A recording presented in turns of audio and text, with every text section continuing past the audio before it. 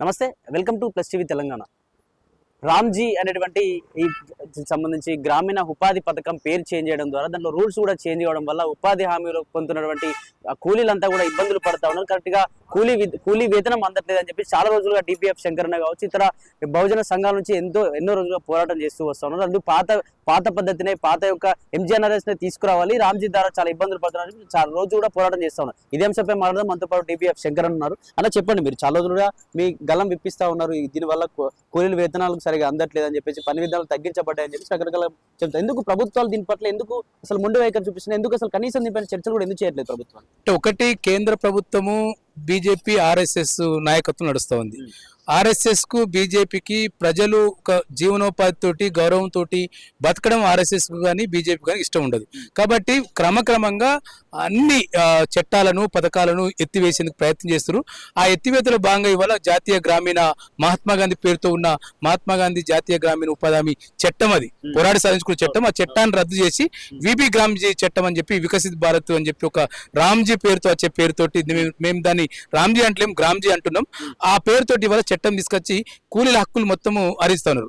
కూలీలకు ఈ మహాత్మా గాంధీ జాతీయ గ్రామీణ ఉపాధి చట్టము మొట్టమొదటిసారి రాజ్యాంగం అమల్లోకి వచ్చిన ఒక 60 ఏళ్ల తర్వాత ఒక పని అనేది ఒక హక్కు వచ్చింది. కూలీలకు ఒక ప్రభుత్వమే పని కల్పించడం అనేది ఆ హక్కు వచ్చింది. ఆ హక్కుని వాళ్ళకి కాలు రాస్తూ మేము సంవత్సరానికి 100 రోజులు పని ఇవ్వాలి. కానీ ఈ చట్టంలో కొత్త చట్టం వేసారంటే గత చట్టానికి భిన్నంగా వ్యతిరేకంగా మేము 60 రోజులు పని ఇవ్వము అని చెప్పారు. ఒక సీలింగ్ పెట్టారు. అంటే గతంలో క్రాప్ హాలిడే మనం మాట్లాడాం కదా, ఇప్పుడు కూలీల హాలిడే, వర్క్ హాలిడే ఒక మాట రాబోతుంది. రెండోది, గతంలో ప్రభుత్వం 90% నిధులు కేంద్ర ప్రభుత్వం ఇస్తుండే, 10% రాష్ట్ర ప్రభుత్వం ఇస్తుండే. ఇప్పుడు మేము 60% వేస్తాం, మీరు 40% నిధులు పెట్టుకోండి, ఆ 40% కూడా అడ్వాన్స్ మాకు ఇవ్వండి, మా అకౌంట్లో వేయండి, ఆర్బీఐ అకౌంట్లో అప్పుడు వేస్తే మేము 60% నిధులు ఇస్తాం. రెండోది, పనుల ఎంపిక గ్రామ సభలు జరిగేది, మండల సభలు, గ్రామ సభలు, జిల్లా పరిషత్ జరిగేది. ఇప్పుడు మేమే జియో ట్యాగింగ్ ద్వారా, మ్యాపింగ్ ద్వారా మేము పనులు ఎంపిక చేస్తాం.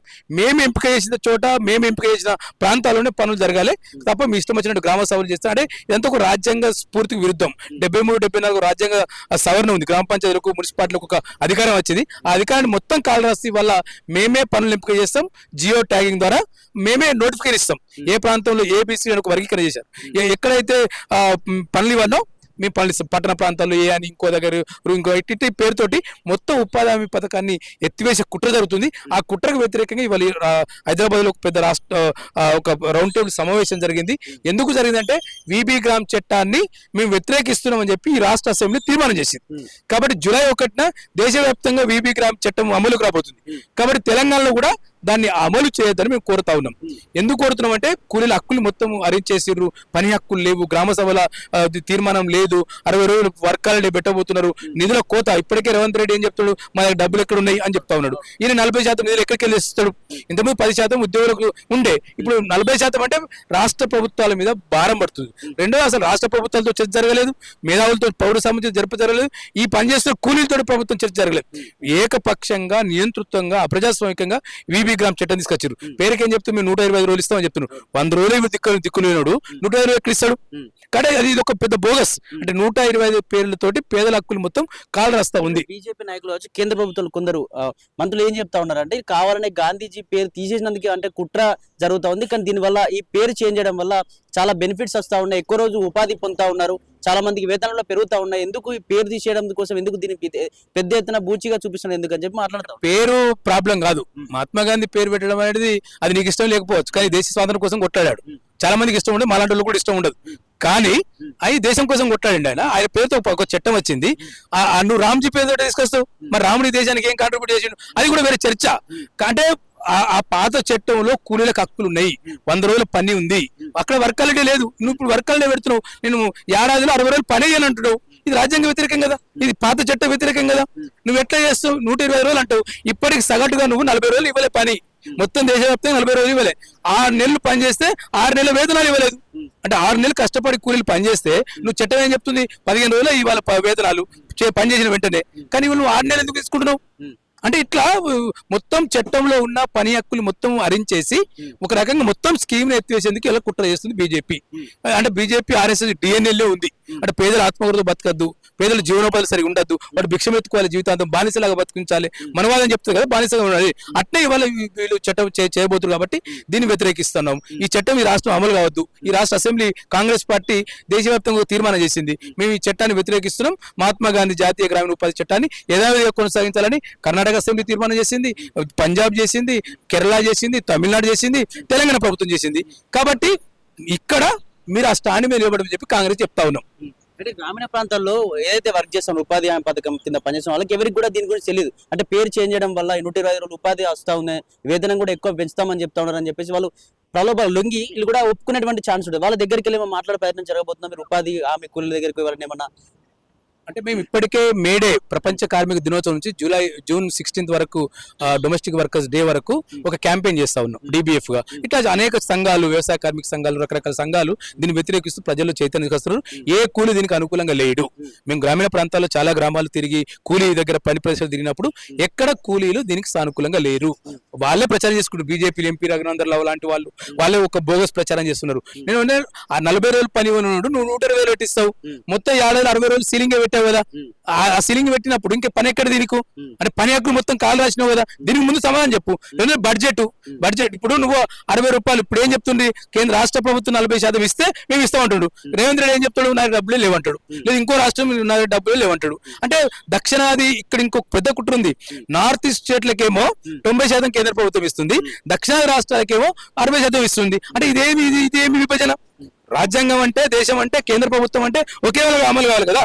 నార్త్ ఈస్ట్ స్టేట్ లో దగ్గర దక్షిణాది రాష్ట్రాలు బీజేపీని వ్యతిరేకిస్తున్నాయి కాబట్టి, బీజేపీని ఇక్కడికి రాకుండా అడ్డుకుంటున్నాయి కాబట్టి ఇక్కడ ప్రజల పైన కక్ష చేస్తున్నారు, ఇక్కడ ప్రజల పైన కుట్ర చేస్తూ మొత్తం ఈ చట్టాన్ని, పనిని, కూలీలకు ఎవరు కాదన్నా అవునన్నా కూలీలకు కొంత పని దొరుకుతుంది, ఆ పని ద్వారా కొంత డబ్బు వస్తుంది, దాని ద్వారా కొంత పిల్లలు చదివించుకుంటారు, కొంత మంచి ఆహారం తినగలుగుతున్నారు, మంచి కూరగాయలతో తినగలుగుతున్నారు, కొంత ఒక వెసులుబాటు ఉన్నది కూలీలకు. అంటే పని లేని భూమి లేని కూలీలకు వెసులుబాటు ఉన్నది కాబట్టి ఆ వెసులుబాటు కూడా వీళ్ళని తీసేస్తూ ఉంటున్నావు. నీ నోటికారి బుక్కను ఇవాళ గుంజుకుంటుంది బీజేపీ ప్రభుత్వం. ఇది RSS DNAలో ఉంది. దీనికి వ్యతిరేకంగా పెద్ద ఎత్తున క్యాంపెయిన్ చేయబోతున్నాం, ప్రచారం చేయబోతున్నాం. బీజేపీ మొత్తం పేదల వ్యతిరేక ప్రభుత్వం, RSS పేదల వ్యతిరేక, ఆత్మగౌరవంతో జీవించడం వ్యతిరేక, దీనికి వ్యతిరేకంగా క్యాంపెయిన్ చేయాలని చెప్పి ఇవాళ ఈ సదస్సు తీర్మానం చేసింది. చట్టాన్ని మీరు వ్యతిరేకిస్తున్నారు కానీ దాన్ని ఆపేటువంటి శక్తి సామర్థ్యం మనకు, ఎందుకంటే పార్లమెంట్ లో చట్టం చేసేటువంటి వాళ్ళకి అంత పెద్ద సోర్స్ ఉంది, అంత పెద్ద ఎంపీలు ఉన్నారు, వాళ్ళ చట్టాలు వాళ్ళ చేతిలో చట్టాలు ఉన్నాయి, వాళ్ళు ఏమైనా చేయగలుగుతారు. దాన్ని ఆపేటువంటి అది ఈ ప్రజల్లో ఉందంటారు. ప్రజల శక్తే అల్టిమేట్. వ్యవసాయ చట్టాలు తీసుకొచ్చారు కదా రైతుల ముసుగులో, వ్యవసాయ చట్టాలను వెనక్కి తీసుకోలేదు పార్లమెంటు.